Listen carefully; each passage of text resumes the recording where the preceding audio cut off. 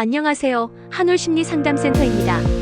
이번 시간 Q&A의 주제는 이 행동은 고쳐야 할 문제일까? 이해해야 할 신호일까?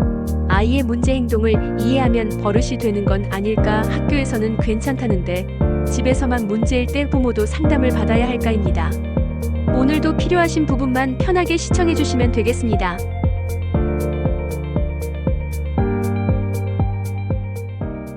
이 행동은 고쳐야 할 문제일까요? 이해해야 할 신호일까요?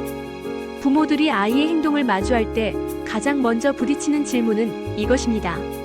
지금 이 행동을 바로 잡아야 하는 문제로 봐야 할지 아니면 아이가 보내는 신호로 이해해야 할지에 대한 고민입니다. 산만함, 짜증, 회피, 공격적인 반응 앞에서 부모는 훈육과 공감 사이에서 혼란을 느끼게 됩니다. 이 질문이 중요한 이유는 같은 행동이라도 아이의 상태에 따라 접근이 완전히 달라져야 하기 때문입니다.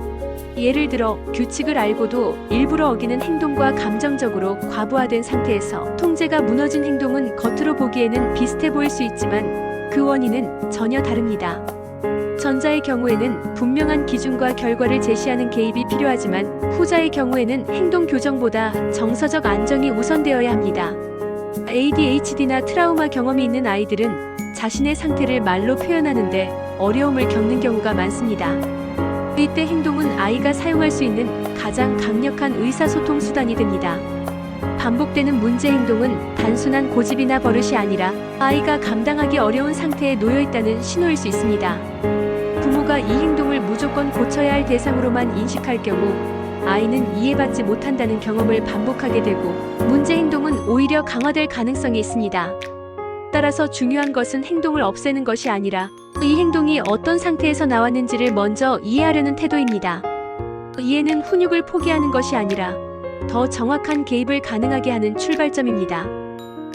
아이의 문제 행동을 이해하면 버릇이 되는 건 아닐까요?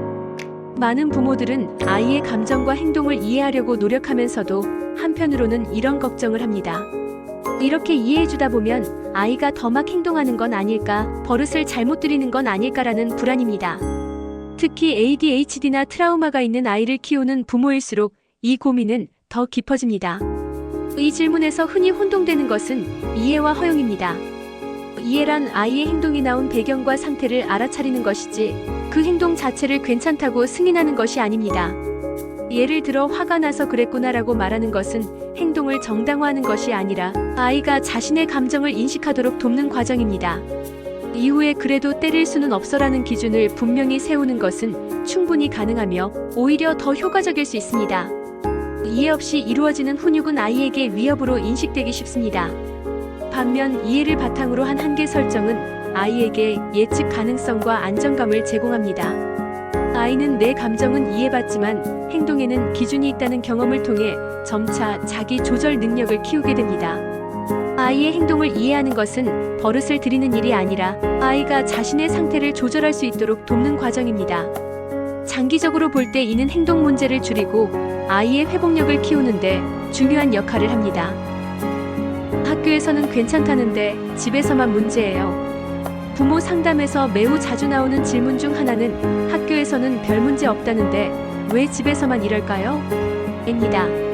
이 경우 부모는 아이의 행동을 어떻게 해석해야 할지 혼란을 느끼고 때로는 자신의 양육 방식에 대한 불안이나 죄책감을 갖게 됩니다.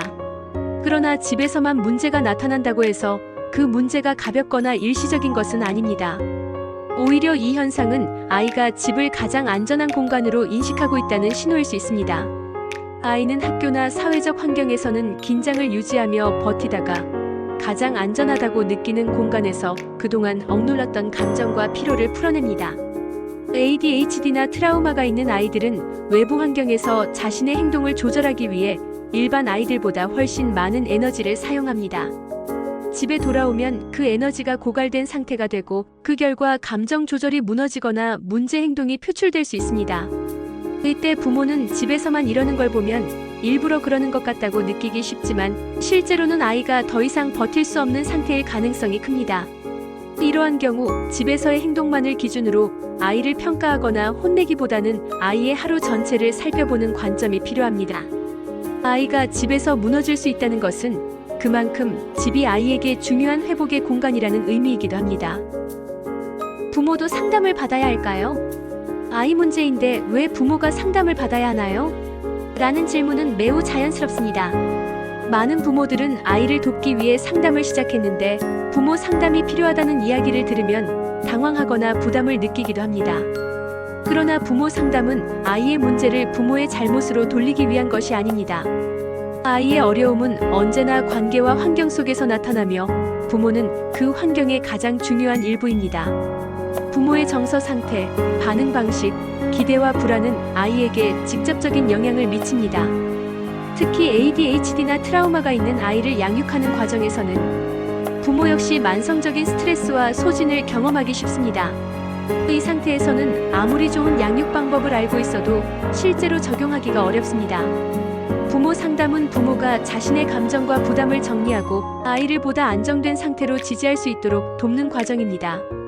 부모가 상담을 받는다는 것은 약함의 표시가 아니라 아이를 위한 가장 적극적인 개입 중 하나입니다. 부모가 안정될수록 아이도 더 안전해지고 치료와 변화의 속도 역시 달라집니다. 아이 상담과 부모 상담은 경쟁 관계가 아니라 서로를 보완하는 관계입니다. 아이의 행동을 이해하려는 질문, 공감이 버릇이 될까 하는 걱정, 집에서만 나타나는 문제 행동, 부모 상담의 필요성은 모두 하나의 공통된 주제로 연결됩니다. 그것은 아이의 문제를 개인의 결함이 아니라 상태와 관계의 맥락 속에서 이해해야 한다는 점입니다. 이 관점은 아이를 바꾸기 전에 아이를 둘러싼 환경을 함께 살피게 만듭니다. 그리고 그 과정은 아이뿐 아니라 부모에게도 회복의 기회를 제공합니다. 영상을 시청해주셔서 감사합니다.